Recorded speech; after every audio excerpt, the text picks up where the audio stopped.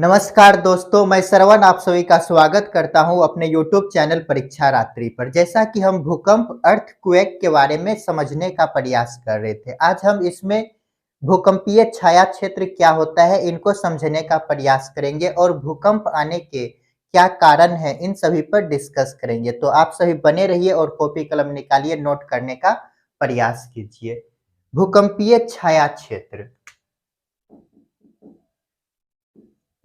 भूकंपीय छाया क्षेत्र ये क्या होता है? भूकंपीय छाया क्षेत्र, इनको जानने से पहले कुछ बेसिक बातों को जानते हैं। ये पृथ्वी है, इसके परत, ये है क्रस्ट, मेंटल और ये मान लेते हैं कोर है। ये ऊपरी कोर है, ऊपरी कोर।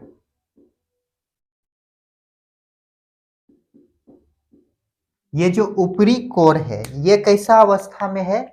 तो द्रव अवस्था में है। ये कैसा है? द्रव अवस्था में है।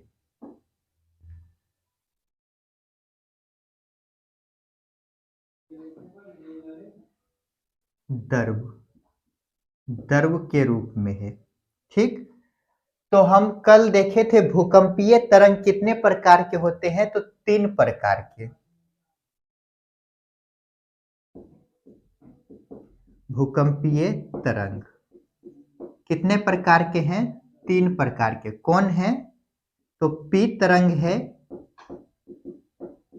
एस तरंग है और एल तरंग है। हम ये भी जान चुके थे कल, पी तरंग जो है ठोस, द्रव और गैस तीनों माध्यम में चलते हैं। ठोस, द्रव और गैस तीनों माध्यम में चलते हैं। और एस तरंग केवल किस में चलता है? ठोस में। ठोस। ये एल तरंग क्या है? धरातलीय तरंग है। ये सबसे पहले धरातल पर महसूस किया जाता है।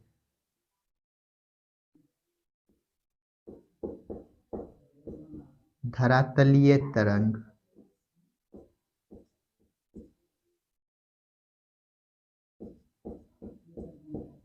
है। तो ये जो एस तरंग है ये तो इसमें चलेगा, फिर इसमें चलेगा, लेकिन ये जो द्रव अवस्था में है इसमें एस तरंग चलेगा? नहीं चलेगा। तो एस तरंग क्या हो जाएगा? इसमें विलुप्त हो जाएगा। इसी को यहां पर समझते हैं। चलिए इसको नीचे बनाते हैं, पृथ्वी का एक टुकड़ा बनाते हैं इसे करके। ये मान लेते हैं क्रस्ट है, क्रस्ट, मेंटल, मेंटल और ये कोर है और ये क्या है? ऊपरी कोर, ऊपरी कोर है। ये जो ऊपरी कोर है ये कैसा है? द्रव है, द्रव रूप में, द्रव में है। तो यहां पर क्या होगा? 2 कंडीशन बनेंगे। पहले तो पी तरंग जो है, ये पी तरंग, इसका वेग क्या हो जाएगा? कम। तो पी तरंग का, पी तरंग का वेग क्या होगा? कम हो जाएगा। और एस तरंग क्या हो जाएंगे? इसमें प्रवेश नहीं करेगा, विलुप्त हो जाएगा। एस तरंग इसमें प्रवेश नहीं करेंगे, एस तरंग लुप्त, एस तरंग विलुप्त, विलुप्त हो जाएंगे। ठीक, अब इतना यदि समझ गए तो ये भूकंपीय छाया क्षेत्र क्या है इनको जानने का प्रयास करते हैं। एक पृथ्वी बनाते हैं, ये मान लेते हैं क्या है? पृथ्वी है। ठीक,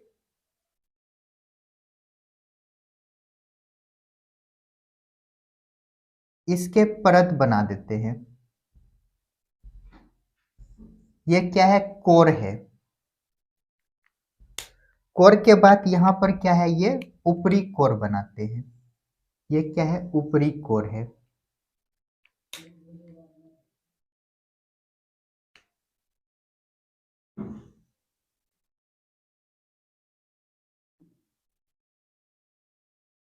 ये है क्रस्ट। ये क्या है? मेंटल। चलिए इधर लिखते हैं, क्रस्ट, मेंटल, और ये क्या है? कोर। और ये कोर का क्या है? ऊपरी परत। ये कैसा अवस्था में है? ये है द्रव अवस्था में। कैसा है? द्रव अवस्था में है। तो भूकंप की जब उत्पत्ति होंगे,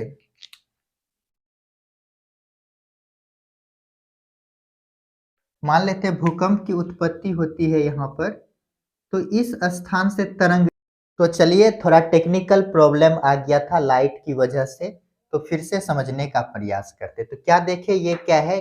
क्रस्ट है। ये क्या है? मेंटल। ये कोर है। और कोर का ऊपरी ये परत है जो कि द्रव अवस्था में है। यहाँ पर मान लेते हैं भूकंप की उत्पत्ति होती है और यहाँ से तरंगे निकलती है। क्या निकलती है? तरंगे निकलती है। इसे करके क्या निकलती है? तरंग। इसमें जो है दो तरह के तरंगे हैं, पी तरंग और एस तरंग, दोनों है।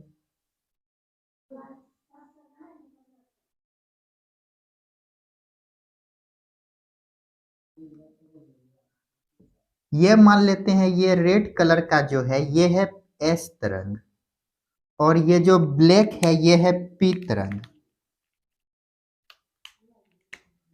ये कैसा है? पी तरंग। तो यहाँ पर क्या देखिए, इस एरिया में पी और एस दोनों तरंग चल रहे हैं, लेकिन जैसे ही ये द्रव अवस्था आता है यहाँ पर ये जो एस तरंग है ये इसमें प्रवेश नहीं कर पाते। इसमें केवल पी तरंग प्रवेश करती है, जिसके गति भी क्या हो जाते हैं? कम हो जाते हैं। ये मान लेते हैं पी तरंग जो है इसमें ऐसे करके गति करती है। फिर ये ठोस में जब आता है तो ये ऐसे हो जाते हैं।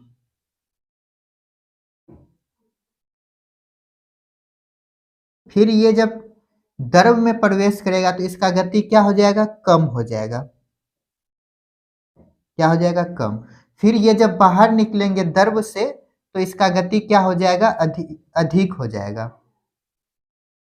तो ये तरंग जो है फिर ऐसे करके यहाँ से ऐसे करके हो जाएगी।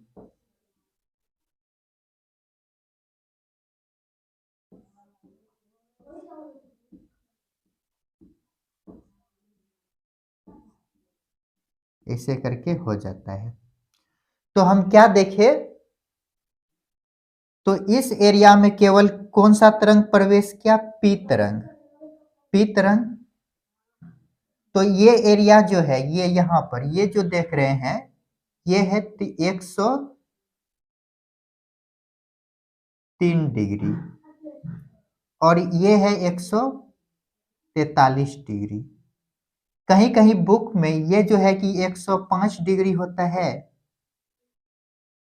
और ये होता है 145 डिग्री। ठीक, इधर भी वही होगा 103 डिग्री या ये हो जाएगा 143 डिग्री।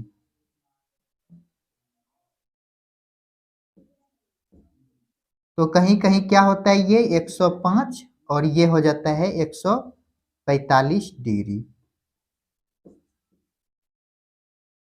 तो हम क्या देख रहे हैं, ये जो एरिया है यहां से लेकर के यहां तक का एरिया, इस एरिया की यदि बात करें तो यहाँ पर क्या है? एस तरंग नहीं है। इसे एस तरंग का क्या कहते हैं? छाया क्षेत्र। तो ये क्या हो गया? एस तरंग का छाया क्षेत्र।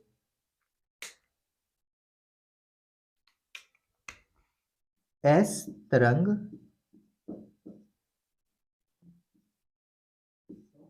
का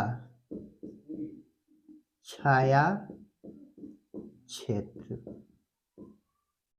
और ये जो एरिया देख रहे हैं दोनों साइड, ये इस एरिया की यदि बात करें यहां से यहां तक का, यहां पर पी तरंग नहीं है। पी तरंग का गति क्या हो जाता है, इस एरिया में कम हो जाता है। तो पी तरंग नहीं है तो इसको क्या कहेंगे, पी तरंग का छाया क्षेत्र। इसे क्या कहते हैं, पी तरंग का छाया क्षेत्र। पी तरंग का छाया क्षेत्र, ये हो गया। ये क्या हो गया, पी तरंग का छाया क्षेत्र। तो क्या देखे हम, भूकंपीय तरंग जो तीन प्रकार की निकलती है, जिसमें पी तरंग ठोस, द्रव और गैस तीनों में प्रवेश करते हैं, और एस तरंग केवल ठोस में, और एल तरंग धरातल पर पहले महसूस किया जाता है। तो हम क्या देखें, एस तरंग जो है ये द्रव वाले अवस्था जैसे ही आता है इसमें विलुप्त हो जाता है, इसमें गति नहीं करती है। तो क्या देखें, ये जो है कि एस तरंग 103 डिग्री तक ही रहती है, यहाँ तक रहती है, और इधर यहाँ तक रहती है। उसके बाद पी तरंग जो है इसमें प्रवेश करती है तो इसकी गति क्या हो जाती है, कम, जो कि ये यहाँ से यहाँ तक जो है कि एस तरंग नहीं आ पाती है, जिसके कारण इसे क्या कहते हैं, एस तरंग का छाया क्षेत्र। और ये जो देखते हैं 103 से 143, यहाँ पर पी तरंग नहीं, गति क्या होता है इसका कम, जिसके कारण इसे पी तरंग का क्या कहते हैं, छाया क्षेत्र कहा जाता है। जल्दी से इनको चलिए इनको मिटाते हैं और समझने का प्रयास करते हैं।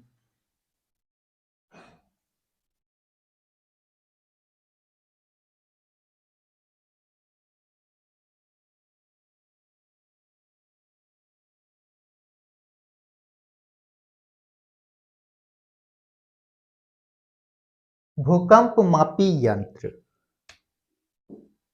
भूकंप मापी यंत्र।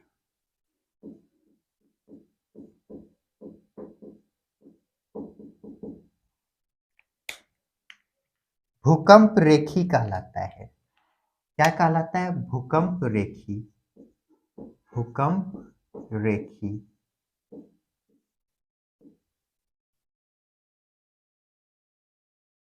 ये जो है कि कितने प्रकार के हैं, तीन प्रकार के। राशि फेरल, राशि फेरल स्केल, और एक है मर्केली स्केल। मर्केरी केली स्केल।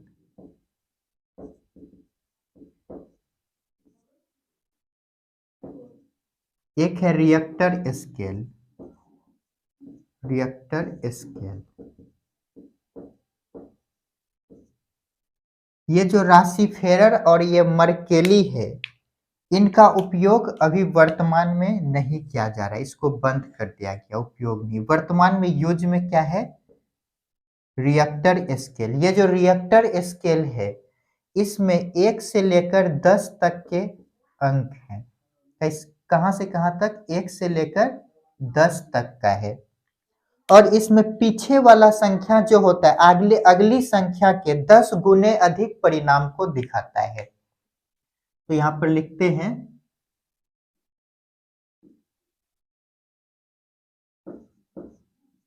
पिछली संख्या अगली संख्या के, अगली संख्या के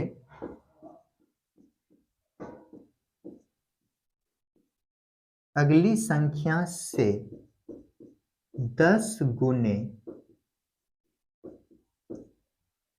अधिक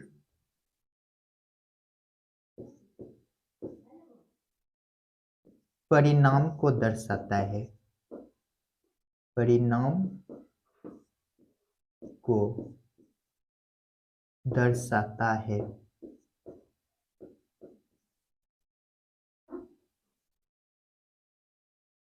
ये जो भूकंप रेखी है इसे ही सिस्मोग्राफ कहते हैं। सिस्मोग्राफ। यहीं पर 2 पॉइंट लिखिएगा, भूकंप मापी यंत्र, भूकंप मापी यंत्र क्या है? भूकंप रेखी या सिस्मोग्राफ।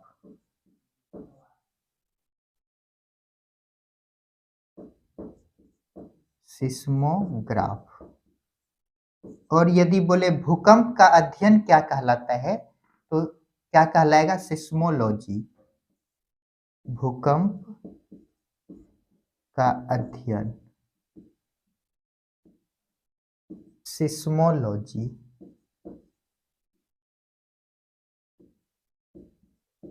सिस्मोलॉजी। जल्दी से इनको नोट कीजिए। तो क्या देखें, ये जो भूकंप मापी यंत्र है इसको क्या कहते हैं? भूकंप रेखी या सिस्मोग्राफ। ये कितने प्रकार के हैं? 3 प्रकार के। राशि फेरल स्केल, मर्केली स्केल और रिएक्टर स्केल। ये जो राशि फेरर और मर्केरी है इसका उपयोग वर्तमान में नहीं किया जाता है, पहले किया जाता था। अभी वर्तमान में रिएक्टर स्केल का प्रयोग किया जाता है, जिसमें क्या होता है 1 से 10 तक के क्या होते हैं? अंक। पिछली संख्या जो होता है अगली संख्या के 10 गुने परिणाम को दर्शाता है। मान लेते हैं ये है पहला, ये है दूसरा स्थान। ये जो मान लेते हैं यहाँ पर जो भूकंप आया इसका तीव्रता 1 है, तो ये दूसरा कितना हो जाएगा? तो 1 गुना 10 कितना हो जाएगा? 10। इस प्रकार से 10 गुने अधिक परिणाम को दर्शाता है। और यहाँ पे यदि देखें तो भूकंप मापी यंत्र क्या कहलाता है? तो सिस्मोग्राफ। और भूकंप का अध्ययन क्या कहलाता है? सिस्मोलॉजी। जल्दी से इनको नोट कीजिए। तो चलिए इनको मिटाते हैं।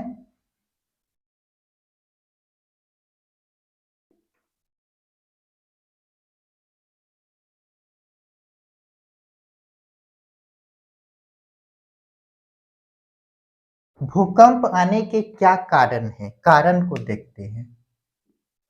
भूकंप आने के कारण क्या क्या है? पहले तो मानवीय कारण है। मानवीय कारण। उसके बाद दूसरा यदि देखें तो प्राकृतिक कारण है। प्राकृतिक कारण, ज्वालामुखी विस्फोट होना। ज्वालामुखी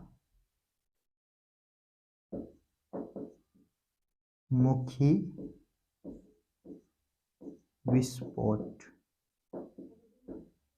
भ्रंशन के कारण होता है।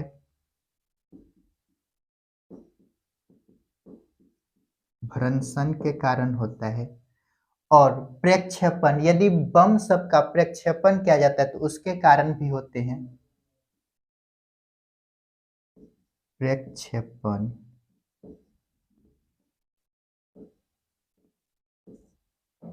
तो ये सभी इनके कारण हैं, जल्दी से इनको नोट कीजिए।